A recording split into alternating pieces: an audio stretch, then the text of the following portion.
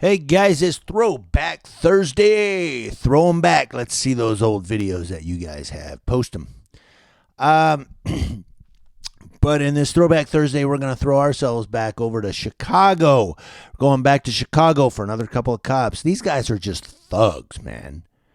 So you're going to see in this editorial this morning that these cops I'm going to talk about are just thugs. And for Rick Crude of YouTube, if you look up Rick Crude, I wore this great little tie just for you. Sorta, I don't know. This tie is for Rick Crude. Yeah, all right, Hillary. Anyway, moving on. I don't know where that guy just channeled Bill Clinton. So we're going to go to Chicago. We're talking about a couple cops who are thugs, man. And I don't know, I was hoping that Charlie Beck could do a little change there in Chicago, change some things. I don't know, but this actually happened a couple of years ago, 2 years to be exact. But now things are starting to happen to these cops. Now, some people ask why it takes so long. You have to understand that in the justice system, there's legal proceedings that these attorneys stretch it out over time. I believe the game, and it's a chess match. It is.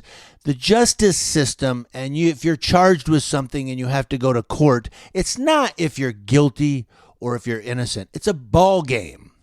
It's some win, some lose. And they have to get, the prosecutor wants to get you on something. If a prosecutor ever dismisses charges or drops the case, it's usually because they just flat know that we ain't got shit. If they have any inkling of a crime that they can put on you, they're going to try to get it because they want that mark in the win column. So for that reason, sometimes, especially in a case like this that I'm going to give you right now, it stretches out over time. Well, we need a continuance, Your Honor, for more research. We need a continuance, Your Honor. Yeah, we're going to set the pretrial for this date. We need a continuance on the pretrial to this date. And they just stretch it out over time. And I think one of the reasons is that I think they're looking for a plea agreement. Like they want you to take a plea deal. You know what? I've been to court 17 times. I'm done with this crap. It's been a year and a half. Yeah, let's just take the plea deal. I'm done with this. I think that's kind of what they want to do. But also it's because they're looking and they're searching and they're combing and they're trying to find a penal code or a statute or some law that they can put on you and go, got it right here. Yeah. That's why on mine, that cop didn't have anything on me. But that's why they came up with noise, because they had the radio transmission of me yelling at him. Yeah, free speech. And the one they used, he can't be the cop can't be the complainant. It's kind of a third. It's where somebody would have to call and say, yeah, somebody is making loud noise and it's disturbing me. But again, people are asking why I took that is because it's noise. And financially, it was just the best decision for me because they didn't really do anything to me. Okay, I got it on my record. Big deal. I never get arrested. It's not going to do anything. It's just like, I don't know. It's there. But I never get arrested or anything ever. So I shouldn't have got in then either. But the cop said he's a bully. Anyway, I digress. But we are talking about cops, and we're talking about cops who are bullies and thieves and thugs. Going to Chicago. WGN TV. Thank you, WGN, for this story out of Chicago. 2 women are suing the city of Chicago and 2 convicted Chicago police officers after they say the officers used fake search warrants to raid their homes. After 2 raids in her home, Michaela Cruz said she and her 4 children were traumatized. Michaela Cruz said, quote, it's actually terrorizing. I get nervous, panic attacks when I see police or if blue lights come up behind me, she said. In January 2018, Chicago police officers David Salgado and Xavier Elizondo broke down the door of Cruz's apartment, held her oldest son at gunpoint, and raided the home and took $800 in cash. The officers claimed they had a search warrant for drugs that was later determined to be bogus. John Levy, Cruz's attorney, said when the FBI put these officers under surveillance, they caught them doing the false search warrants, breaking into people's homes, putting people at gunpoint, and robbing them. Salgado and Elizondo were accused of doing the same thing at the home of Irene Simmons. Both women are filing a civil suit against the officers and the Chicago Police Department following an FBI investigation and a federal trial. Both men were convicted of conspiracy and obstruction of justice. This new civil suit also points the finger at the city and the police department, alleging a code of silence and failure of oversight. John Levy, Cruz's attorney, said, quote, the Chicago Police Department has work to do to prevent things like this from recurring. Attorney Joshua Tepfer said they intend to dig deeper to find out how many people have been affected.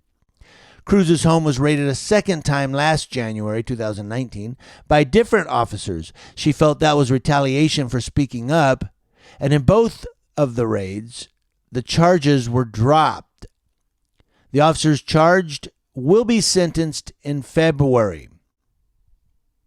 So here in about a couple of weeks or a week or so, these two officers, Salgado and Elizondo, are going to be sentenced for their crimes. I don't know what they're going to get. It's very interesting. I may try to, if I can remember, or if you guys can remind me, in February, do a follow-up on this and see what their sentence is. I think I'm going to put that on my calendar, that I'm going to do a follow-up on these two guys. I want to see what their sentence is. I want to see what they get sentenced to, if it's like a year in jail and 3 years probation or 5 years probation or something like that. I am going to freaking flip out, because these guys should go away for a long time. Now, O.J. Simpson, how many years did he get for doing this in a hotel in Las Vegas? But you got two cops here who are doing it over and over and over in people's homes. I want to see what they get sentenced to. Couple of thugs. I'm going to put a link to this story in the description box below. I want to know how you guys feel about these two cops. I think I know how you feel, if you feel the same way I do. But again, this is a thing where if cops come to your door and they have a search warrant, you better damn sure make sure that's what that is and that they are cops.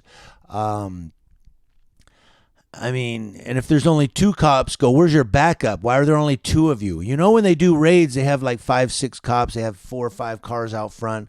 They have unmarked vehicle. They have a detective with a tie like this and a gun on his hip.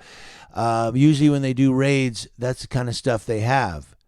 Or they'll have, the cops in their special gear. But there's not 2 cops. There's usually a whole slew of them, and there's cop cars along the street. Usually that's what happens when there's a raid on a home. So you can always look for that. Remember that. You don't just have 2 cops go, we're going to go raid this house right now. Let's go, Mike. No. Unless they're thugs like these two guys. Thank you for watching Community Leo Watch. Watching Leos, that's law enforcement officers all across the nation. That's right, my eye is on you. And this is the reason we record cops. In case any of you law enforcement officers that watch my videos want to know, why do you stand out there and record the police? This is why, right here. It doesn't say in the story if Michaela Cruz recorded them or not. She should have had her phone going like crazy, or at least hit record and put it on a coffee table or something, recording them. That's why you always record police activity, because stuff like this, it's the cop's word against the courts until your video comes up and they go, oh, that's what happened? Thank you guys for watching. Happy Throwback Thursday.